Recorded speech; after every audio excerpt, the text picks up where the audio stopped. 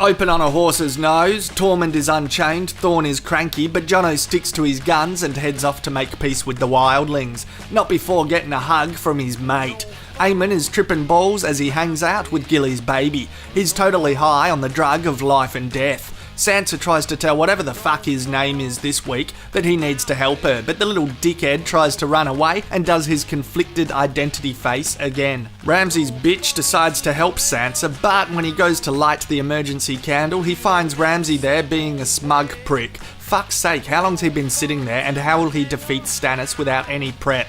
Brienne thinks about how the Boltons are mediocre. Just take the fucking castle yourself, mate. Gilly tells Sambo Maester Aemon is a goner and he should go prepare his speech. He holds Aemon's hand as he talks shit and jumps off the planet.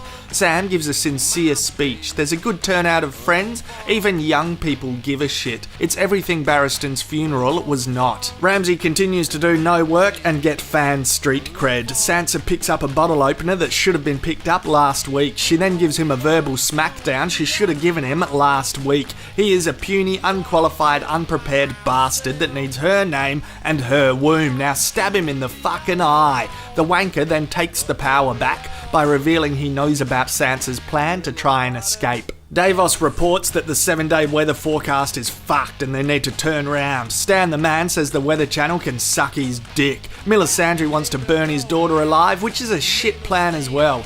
A woman that was raped by her dad is about to be raped again. Sam says, can we stop it with the rape, and gets laughed at. He takes a fair dinkum beating, but still gets up and says, seriously, put your dicks away. It takes a stern talk and a fierce animal to stop rape. Of course, after that, they feel like having sex. Jorah and Tyrion get bought for bargain basement prices and they're heading to the fighting pits. Daario and Dany continue to have amazing sex. No fun.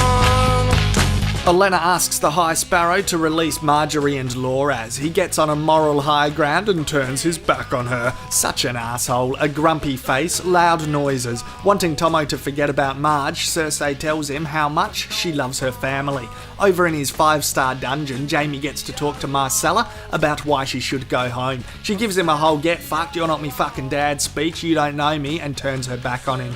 Bronn does more awesome singing. Tyene shows him her fun boobs. Unfortunately, it's a trick to get his heart rate going because she poisoned him during their fight. She chucks him the antidote and now he's looking alright after the most dangerous boner ever. Littlefinger meets Olenna at his trashed brothel. He assures her that he's still on her side after they killed Joffrey together and that he has someone to give her.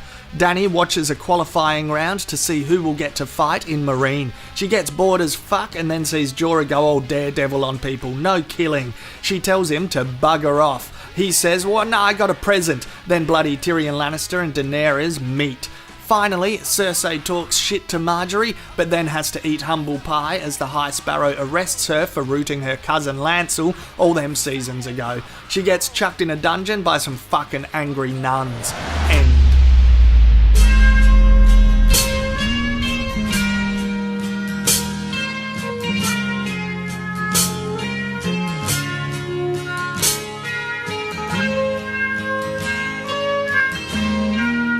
He gets overshadowed by big things and big personalities, but can we give Peter Vaughan one last bit of credit for being so fucking awesome as Aemon Targaryen? I don't think he's ever had a weak moment on this show. I have loved this actor and the character, and it's gonna be shit not having his awesomeness at the wall anymore. I liked the second half of this episode a lot more than I liked the first half. I really think Sansa's character has been butchered. We can all argue about it till the cows come home, but I do not know why anyone, unless you're lost, broken, insecure, lowborn, mutually psychopathic or chained up, would take so much shit from Ramsay. Best bit was when she verbally put him in his place, and the actors are just having to do the same faces over and over and over. Conflicted, evil, broken. In the simplest analysis, it runs the risk of getting outright boring. I really wanted to celebrate Sam's sex scene, like when him and Gilly kissed in the Watchers on the Wall ep, but it felt seriously weird after the great escape from more rape. I kind of wanted everyone to just have a quiet night in, a bit of whiskey, watch some telly, and get to the shagging in another night or two. The Stannis scene was kind of a bummer. Spirits were high and they were on the charge last we saw them. Now it's a grinding halt. I'm more worried about his batshit crazy missus burning his daughter, not him. I was still not giving much of a shit by the 32-minute mark. I really have never witnessed the actual chemistry between Danny and Dario. Zero shits given if he feels jealous over her move to marry his dad. It's great to have Olenna back in season 5, but her character is kind of made to look like a dumbass in all her scenes. She's right, the High Sparrow is cherry-picking who to hold accountable for their actions. I'd love to get behind the theme of the many against the few. It's great, power to the people, but the High Sparrow gives me the outright shits. It's weird that all this time the one thing everyone in power was vulnerable to is barefoot, judgmental people in dressing gowns.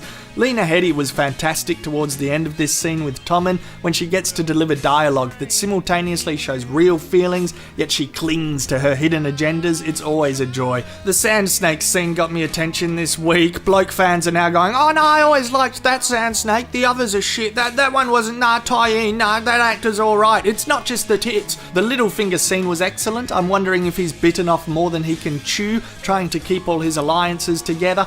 Jorah was great to watch. The episode is titled The Gift, mostly referring to this encounter where Tyrion is considered a gift for Dany. I'm not finding the themes as rich in this episode or this season so far. It was a solid end scene, Lena Headey and her crumbling smugness being the best thing about it. Jonathan Pryce as the High Sparrow is shit hot, but I just can't get behind his cause, so unfortunately Cersei's comeuppance can only be so satisfying. Overall, I'm growing frustrated on multiple levels. I can't totally articulate it yet, but I also can never just kiss ass. It's pointless doing reviews and saying, yeah, its shit doesn't stink at all, everything is perfect, can you send me some free merch, HBO? There are problems culminating to boredom at times, and it's not good. I love it, but it's not good.